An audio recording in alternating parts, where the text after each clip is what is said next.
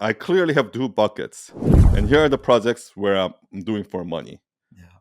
On the projects that I'm doing for money, I might I might work on something for 20 hours and then charge like $100,000. Mm-mm.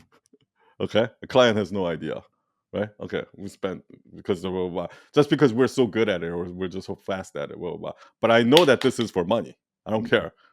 I, I don't care Pfizer. I don't care American Red Cross. You can afford it. Okay. Here we have Gabby Bernstein, who's spending her own money out of her own wallet, trying to make her own website, but trying to Mhm. change the world, but whatever it Yeah. is, right? Now I know that this is not for money, right? Or it's a project where I want to really try this or try something new, passion. I know that it's not for money, right? And so I lose money on these projects, but it's okay because this makes up for it. I clearly draw a line between what are my money projects versus what are my passion projects. Okay. Now, what I just told you right now is how I make that decision. Yeah. Very early on, we would blah, blah, blah, blah, and the client would go against us. And here's the litmus test.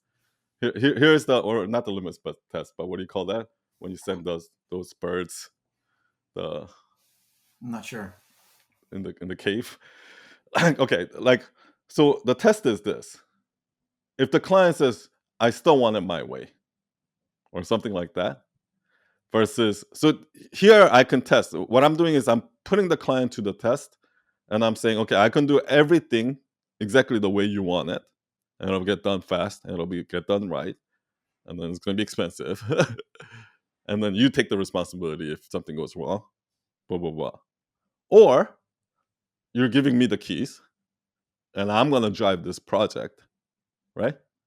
But you know that you're gonna get more out of me because of that. But what you don't get is get a saying in this, Yeah. okay? And I make that decision right there in that point, and then well, okay, I get okay. I It's see hard. you're that It's hard. client. It's hard for clients to let go of control because they pay you, so they feel that they need to have the final say and the final, making Yeah, decisions. But that's not fine. really. That as long as you pay, I'll do that. Of course, of course, of course. There's a reason why they're paying you, right? Not to Yeah. get in the way and then Yeah. make the But final. here's the thing, right? With this bucket of clients, Yeah. what's gonna happen is if you try to like get it your way too, this is what happens when you try to make money and doing what you love at the same time instead of separating it. When you do that, what's gonna happen is this client's gonna be like, "Make the flag," and then you're gonna argue and you're gonna do, okay, how about this? You're gonna go, so you're gonna put in a lot of work, and even at the end, they're still not gonna. They would have been happier if you just went with the original one that took you an hour to do Yeah. instead of spending 20 hours, Yeah. and they would have paid for it just as much. Mm. But now you didn't even get what you want, and they didn't get what they want. Do you understand what I mean? Yeah, So absolutely. it would have actually been better if you just gave them the first version, spend an hour, and make the money, and make them happy. That would have been the better decision here.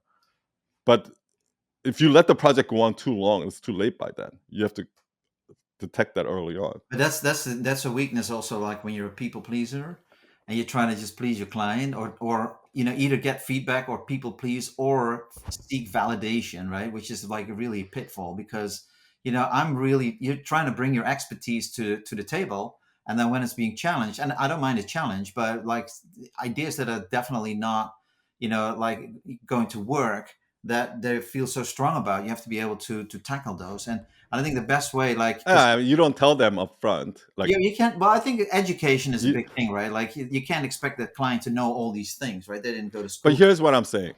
Okay, if let's say that conflict happened Yeah, in the first meeting, or because that kind of if that's going to happen, that's going to happen in your first meeting, first couple of meetings, because you're going to disagree on something, and you're going to be like, oh, we should do it like this, and they're like, no, I think we should do it like, you know what I mean? Mm-mm. But in that just few minutes of that back and forth, you can kind of already tell. Mm-mm. Your gut should be able to sense whether this client is over here or over here. Do Yeah. you understand what I mean? For myself, it's like you said, also like you make the argument once, and you Uh, have a good talk about it, and you bring all the reasons why or why not, and then you leave the decision with them. But you make it clear like whose responsibility is what. But you can't be afraid to just like always be I like see what a you mean. Yeah. pushover. You got to bring the argument and not be afraid to. But I feel like I argue less. I feel like I bring good suggestions and good ideas, and they usually, yeah. And that's also over time is how you present it. The idea is like it's not a vanity project. Like, oh, how do I look, or Hmm. how does the logo make me look?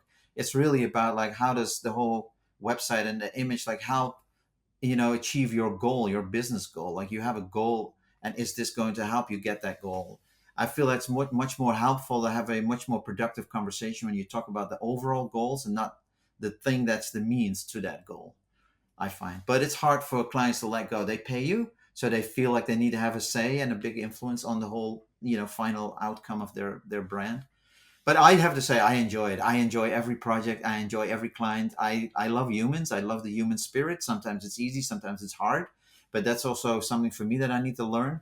And I'm also shifting a little bit more from design and brand to actual coaching, that I'd like to, just have chats with people and get them to also connect the dots, because I feel that there's a lot of, and then sort of activate that inner fire in them, that soul fire, the reason why they need to get out and go to do that thing.